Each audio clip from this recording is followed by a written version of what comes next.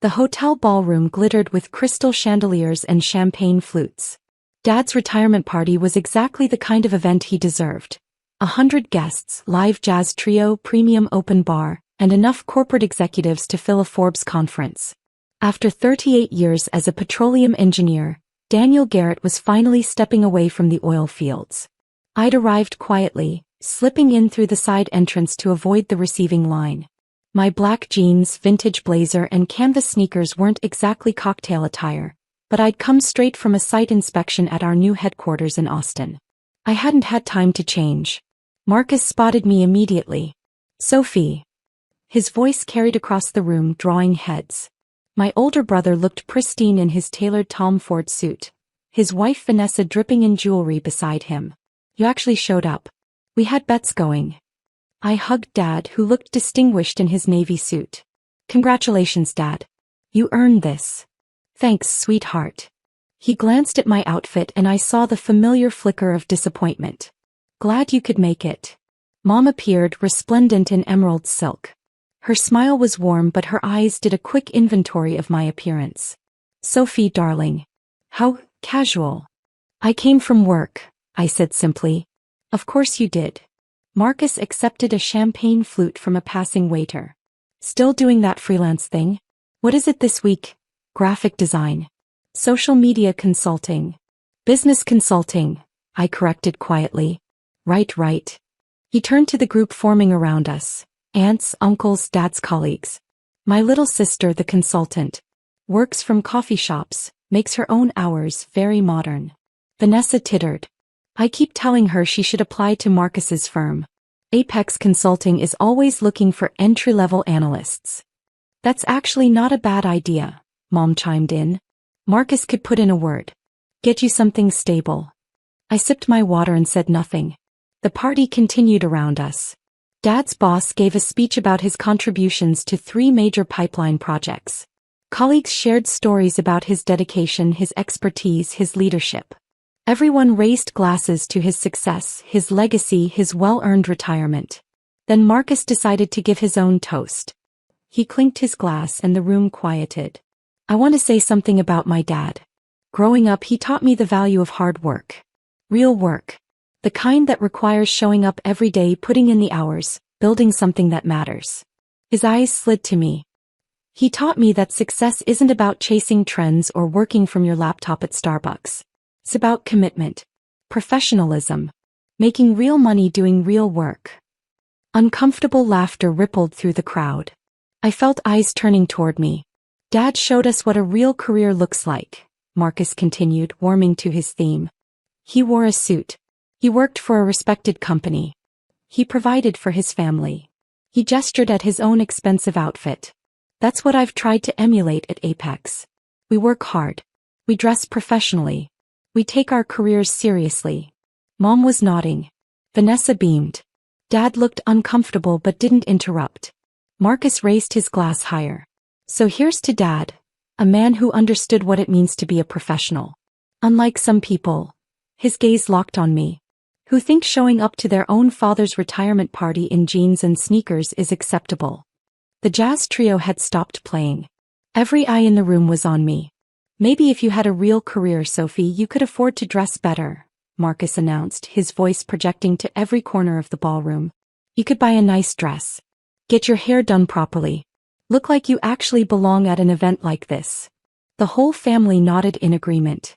Aunt Patricia whispered something to Uncle James. Dad's former boss looked embarrassed.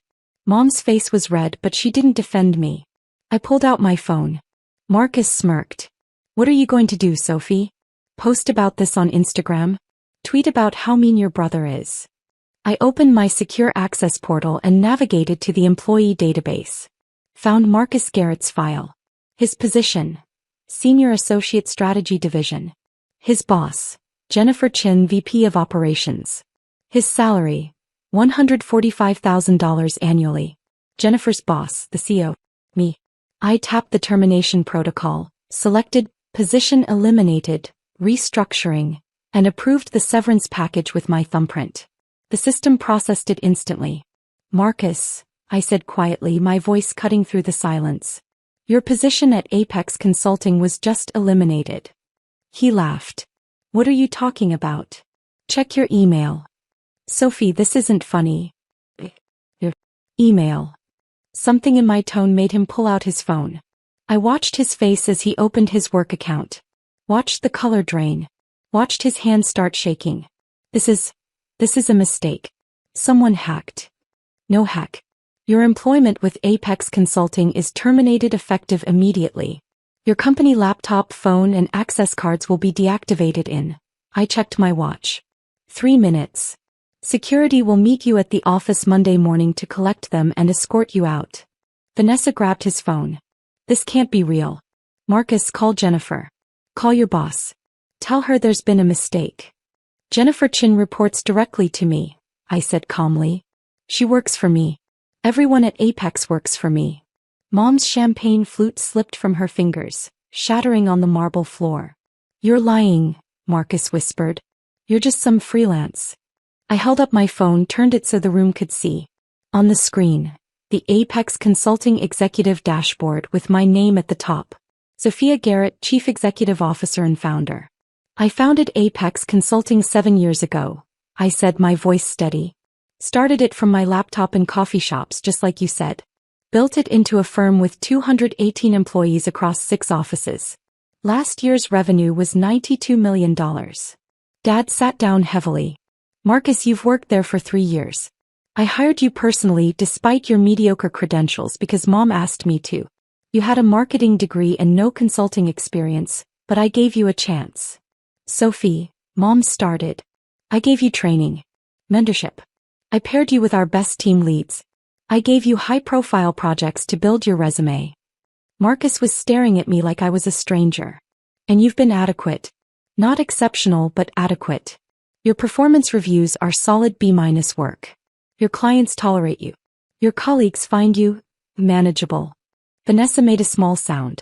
But here's what I can't tolerate. I pocketed my phone. You used your position at my company, the company I built, to mock me publicly. To diminish me in front of our father, our family, his colleagues. You weaponized your association with Apex to make yourself look successful while making me look like a failure. I didn't know. You didn't want to know. Every time Mom mentioned my work, you changed the subject. Every time I tried to talk about my business, you interrupted with stories about your firm. You never once asked what I actually do. Because you were always so secretive. Marcus's voice cracked. You never told us you owned the company. You never asked. You assumed I was entry-level at best. You offered to get me a job at my own firm. Aunt Patricia gasped. I turned to address the room. I apologize for the disruption. This is Dad's night and he deserves celebration, not drama. I looked at my father, who was staring at me with an expression I couldn't quite read. Dad, I'm incredibly proud of you. Your career, your achievements, everything you built. You taught me that real work means showing up, staying committed, and building something that lasts. That's exactly what I did. Sophie, he said quietly. Why didn't you tell me? Because I wanted to do it on my own.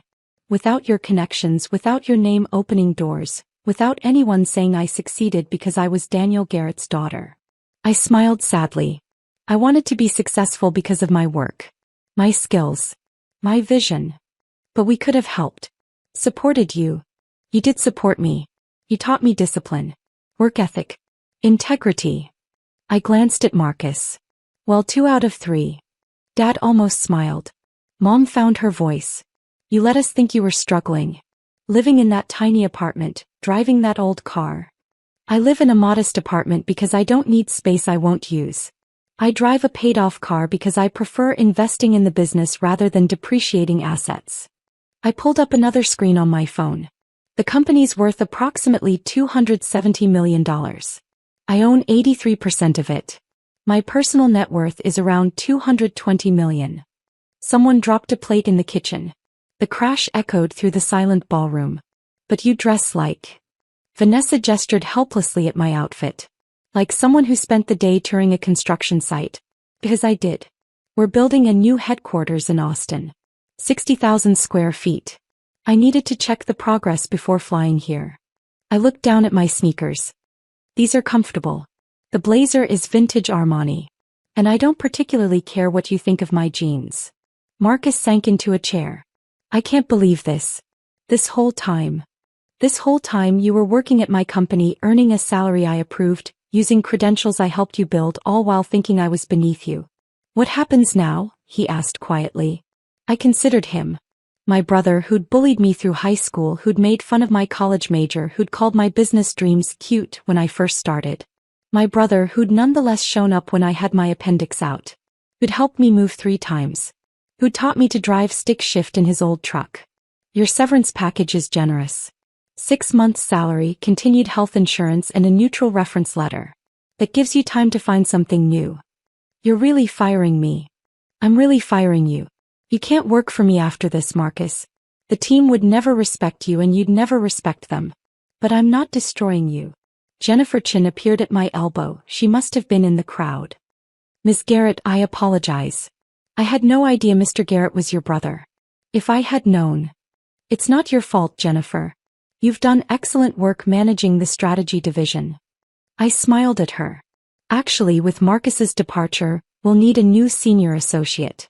Can you have recommendations on my desk by Wednesday? Of course. She nodded and retreated. Dad stood up slowly. Sophie, can we talk? Privately. We stepped out onto the terrace overlooking the city lights. The night air was cool, carrying the scent of jasmine from the hotel gardens. I'm sorry, he said finally. Your mother and I, we didn't see you. We didn't ask the right questions. You were busy with your own career. I understand. That's not an excuse. He turned to face me. You built something extraordinary. And instead of celebrating it, we dismissed it. I dismissed it. You didn't know. I should have known. I should have paid attention. He smiled sadly. $220 million. That's incredible, Sophie. The money isn't the point. The business is. The team I've built, the clients we serve, the problems we solve. I leaned against the railing. I'm good at what I do, Dad. Really good. And I did it wearing jeans and sneakers. He laughed, a real laugh this time. Apparently so. Then his expression sobered. What you did to Marcus, that was harsh. It was necessary. I know. I'm not questioning it. I'm just. He sighed. He's my son too.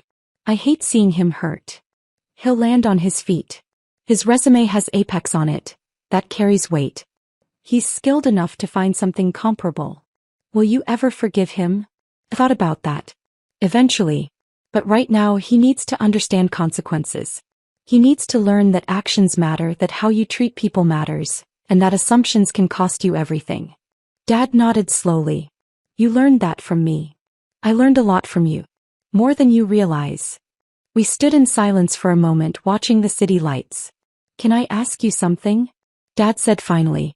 Why consulting? With your business acumen you could have done anything. Because I love solving problems. I love walking into a struggling company and figuring out how to turn it around. I love seeing businesses grow, watching teams succeed, helping people build something sustainable. I smiled. Kind of like what you did with pipelines. You built infrastructure that powered entire regions. I built strategies that power companies. I never thought of it that way. You're the reason I do what I do, Dad. You just didn't know it. He pulled me into a hug. I'm proud of you. I should have said that years ago. You're saying it now. When we returned to the ballroom, the party had resumed, quieter, more subdued but functioning. Marcus and Vanessa were gone. Mom was talking urgently with Aunt Patricia. The jazz trio played soft standards. Mom approached me, her eyes red. Sophie, I need to apologize. Mom. No, let me say this. I failed you. As a mother, I should have supported your dreams, asked about your work, celebrated your achievements. Instead, I compared you to Marcus, made you feel small, and assumed the worst. She took my hands. I'm so sorry. I forgive you. But going forward, I need you to see me. Really see me. I will. I promise. Jennifer Chin appeared again. Ms. Garrett, I hate to interrupt, but the Austin contractor called. They need your approval on the electrical specifications. Can it wait until Monday? They're trying to stay on schedule for the June opening. I sighed. Give me 10 minutes. As Jennifer walked away, Dad chuckled. Running a company never stops, does it?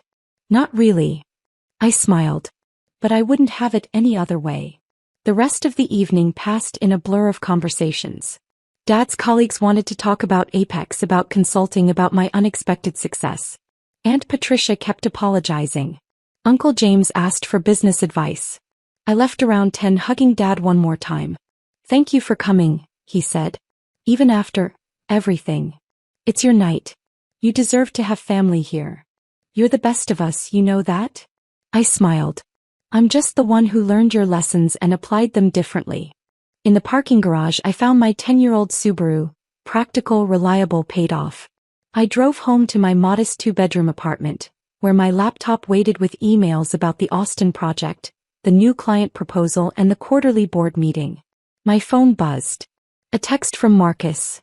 I'm sorry. You deserved better from me. I stared at it for a long moment, then typed back. You'll figure it out. You always do. Another text, this time from Dad. Breakfast next Saturday? Just us. I want to hear about your business. Really hear about it. I smiled. I'd like that. As I opened my laptop and reviewed the electrical specifications for our new headquarters, I thought about success and family, and the moment when your brother realizes you fired him from your own company. Dad's retirement party had been supposed to celebrate his career. Instead, it became the night everyone learned what mine actually was. And honestly, that was better than any toast Marcus could have given.